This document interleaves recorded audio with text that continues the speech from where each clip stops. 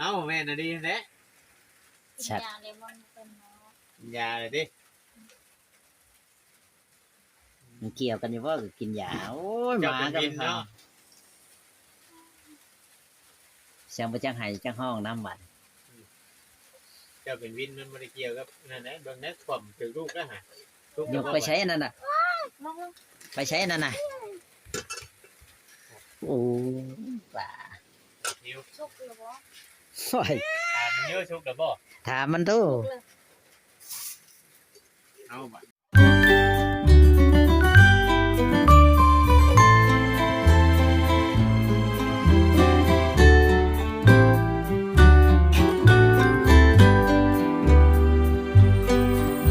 เอา ถ้าอึ่งน้องรอยกินเข่าวเลยบัด เอากันนะ เอา เอากาดมากล้วยนะจับมันจะบ่ฮอด ไป เบิ่งได้ไงเด้อแนะนำหันได้บ่จ่อยไงยิง เบ่งน้องรอยว้าไม่ใช่นายบุญเก่งนะอยู่เฮือนเด้อว่าตีนายบุญเก่งนอนเวนมันควมในะแห้งชิได้กินอ้อปลาซิวคักแล้ว บ้านมึงตื่น สิได้นอนอะไรสิได้กินคักแล้วกับมันควมน้องนี่ดูได้ชำนี่ โด ได้หลายแท้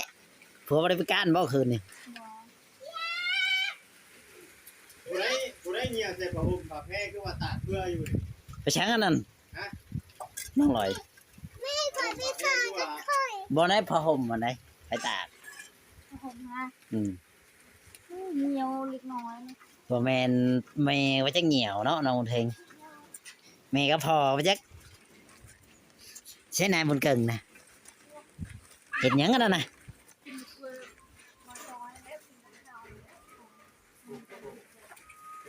กระโตกกระบองมาใช่เนาะอยากต่อไปบ่ได้กระโตกเลย อืม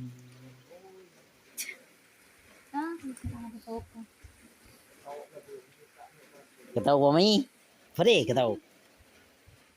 น้องลอยมีแต่ว่า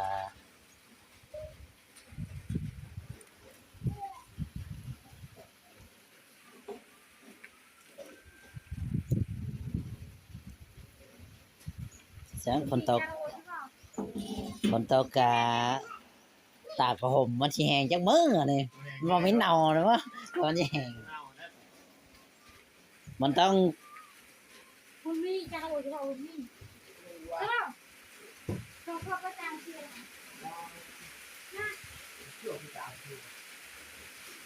คนนี้เข้ามาบัดนี้คนนี้ก็แห้งบัดตัวนี้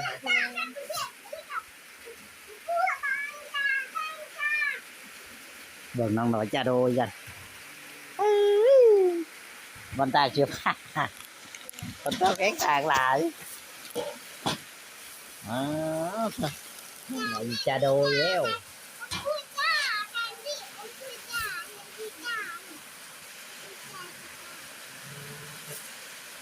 กินข้าววันนี้ก็แห้งบัดนี่แหละพี่น้องคือเรื่องมันก่อนเลยไม่ใส่ไม่ที่สุดครับ ก็แล้ว แห้งกับพระเจ้าจะไปโกนหมวกคุณพ่อก วบอยู่ อีกแน่ๆนะ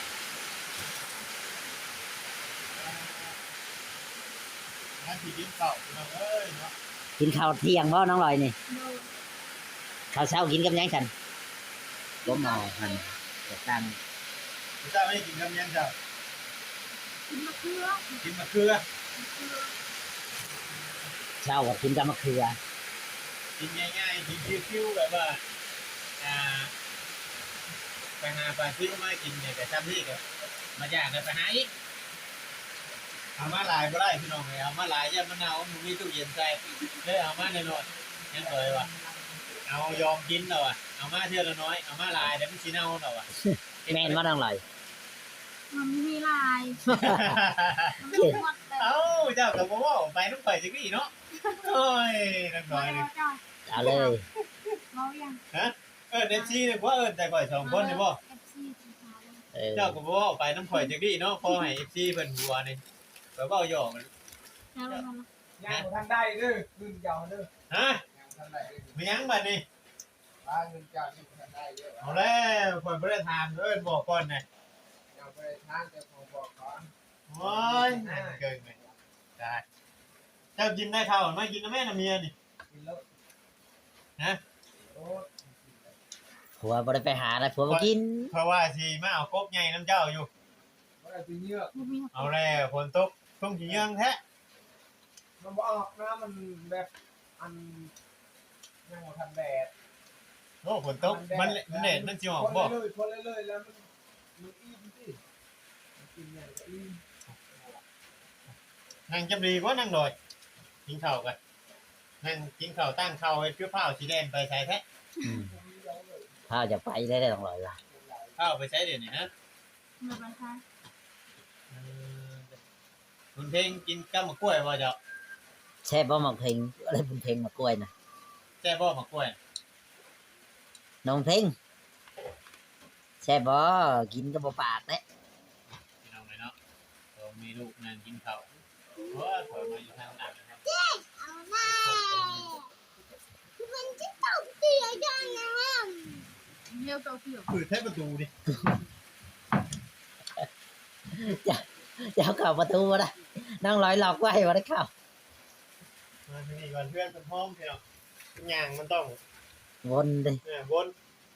เป็นเห็นห้องผลเป็นตัวนี้นะที่จะขังเนาะแต่กาเตาไปข้างนอกเห็นคนมาเนี่ยต้องเห็ดขี้กุ้งกั้วคนมาก็ต้องได้เข่าในเพื่อนนะบอกทีเดียวนะบอกตัวนี้อัดบ่ไล่ป่ะนี่มันเป็นยังบ่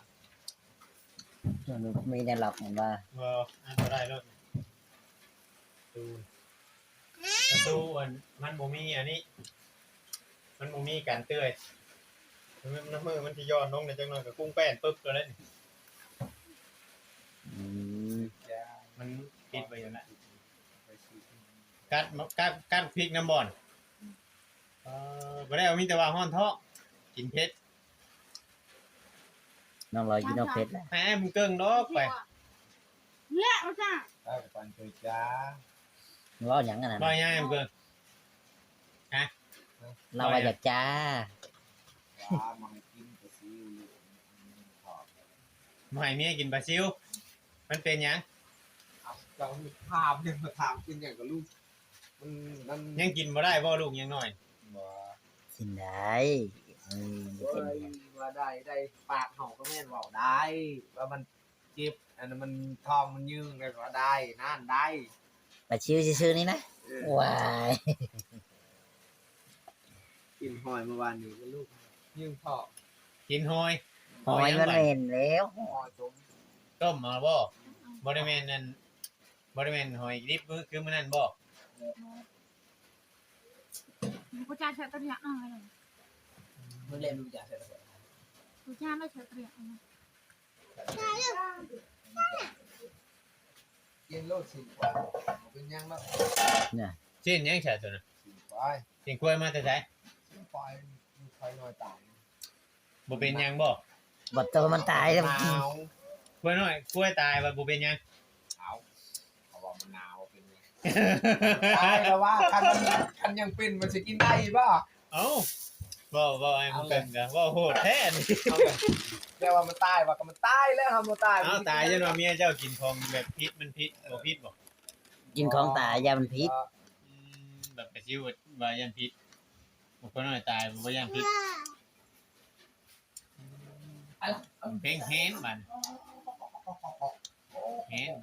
บ่ลาวมาบ่เมื่อวาน เล่น บ่เห็น2มื้อแล้ว สาม ดูเป็นกอกน้ำไม่ท่วมนะ ท่วมมาแล้ว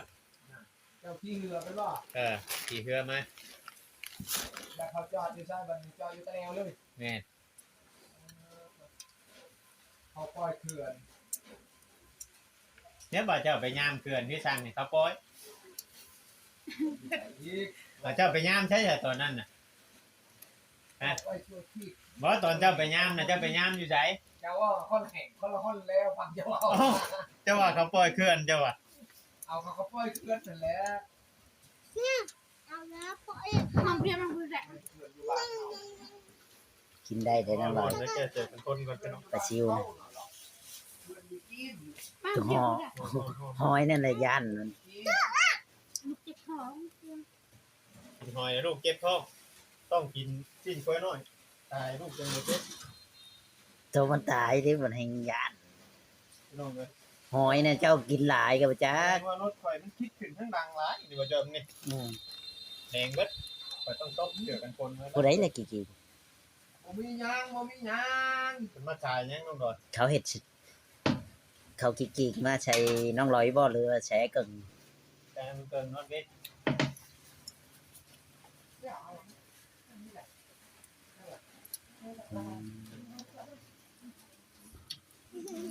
ขนาดใช้ผ้าก็เสื้อกันฝนก็ยังเปียกเลยค่ะ หนาว มันชอบคือชอบว่ะเสื้อกันฝนนี่แต่ทั้งหน้ากับแขน จำมึงจะเอาหน่อย มันร้อนนั่นเลยอ่ะนั่งโดย หั่นแบบนั้นแล้วได้แล้วหั่นว้ายโหดแท้ โทษอดิกินต้มกล้วยน้อยน้องไงเนาะ กินมดชำนี่เนี่ยว่าต้มควยนะ เบิดเลยมาเท่านี้บ่ หมดแล้ว เอ้าคืนได้น้อยแท้บอกควยเป็นโต ก็ใจ ฮะ สิได้หลายมันได้แม่มันขาย ขาแม่เกิง มันสิได้หลายขาย คือได้น้อยแท้เกิง เจ้าเนี่ยค่ะเอาเมื่อปั่นเมื่อจะพูดเนาะ เออสิเอาน้ำอยู่ดอก จะไปจับอาหาร บ่แม่นมันหนาวดอกมันเดือดตายแท้ข่อยน้อย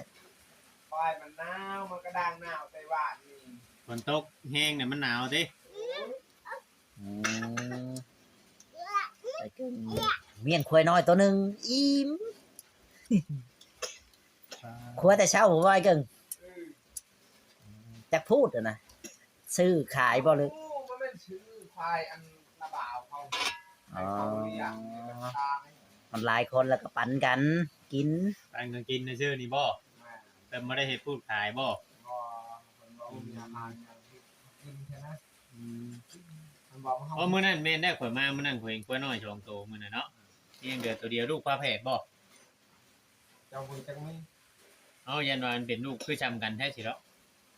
ตัวกรตัวกรตัวหลัง เอ้ามามื้อนั้น ออกอันนึงไม่ตัวนี้มันออกไง น้องลอยแทนกระดูกคุ้ยเปลี่ยนกันแหงกับลูกก็พอไอ้เกิงมาใหม่ มาไปเกินมามา ว้าย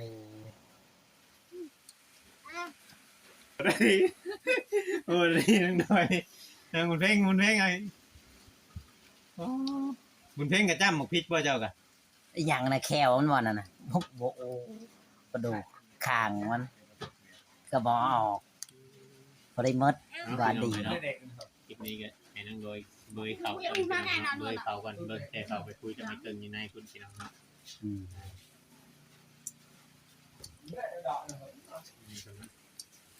นี่แหละน้องลอยกินอย่างเดียวหมดบ่น้องลอยกระดูกควายนี่ฮึถามว่าหมดบ่มันฮึ จะไม่จะไปเมียรู้ว่าดาหมอเมีย ก็จะเอาขายเด้อสุดเด้อสุดเด้อสุดเด้อ บ่ก็หาปลาซิวมาบ่ได้กินโอ้น้องลอยสิให้ไว้ให้บ่ได้กินครับ ให้ลูกกินนี่แม่บุกินลูกกินน้ำ อ้าว เช้ามือบ่เวียงเลย บ่ได้จะกินจ้ะ ที่จะได้มันที่เช้าเก่า บัดที่หามาบัดให้ผัวกินโอ้ตายตายน้องลอย คือเก่าคือเดิมเนาะพ่อมานี่พี่น้องเว้ยอยู่ทางเมืองชนหรือว่า เดี๋ยววันนี้น้องลอย บ้านผักที่แบบมาบ่ายมันก็ไอ้ทุกเกินพี่น้อง อื เนาะ มแซ่บบ่น้องลอย ฝนตกวันมือวันเว้นพี่น้องเนาะอย่างใดกับพิพาทการใดก็ต้องการขอโทษขออภัย มีคนเข้ามาหาน้องลอยแท้แต่เช้าพุ่นเนาะจะคนเลยเขาเข้ามานะ ท่วมเบิด คนเดียว เดี๋ยวทางกระท่วม คนเดียว